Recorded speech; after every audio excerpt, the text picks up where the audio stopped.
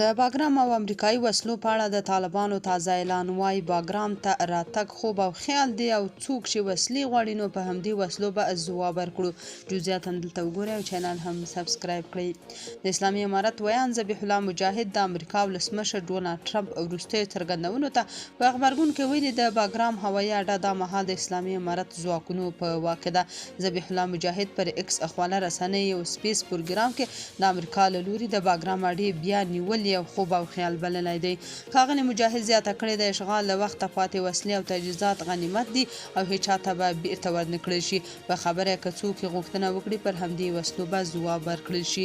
د یادونې ده چې څو ورځې وړاندې د امریکا ولسمشر چین ته د باګرام اډې د سپارل کېدو ادعا وکړه، هغه چې اسلامي امارت ویان په کلکه رد کړه او زیاته کړه چې باګرام د افغانانو ده او هیڅکله به چاته د دې واک ورنکړل شي. مجاهد د اسلامي امارت پر وړاندې د غربي هیوادونو سیاست ته په اشاره ویلي افغانستان کې ماتې خوړونکي هیوادونه د افغانستان پرمختګ او اوسنی وضعیت نشي زغملی. ښاغلي مجاهد تیرو 3 کلونو کې د اسلامي امارت لاسته راوړنې د قناعت وړ بللي.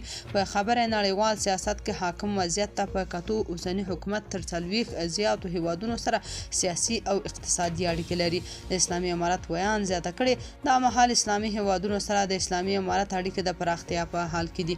همداراز نوموړي اسلامي امارت سره د غربي هیوادونو عدم تعامل د هغو هیوادونو په سیاست او لیدلوري کې ستونزې یادې کړې دي چې په خبره ګڼ شمېر نړیوال سازمانونو او هیوادونو د امریکا تر تاثیر لاندې دي. تاسو په دې اړه څه نظر لرئ؟ کمنټ کې شریک او چینل هم سبسکرایب کړئ.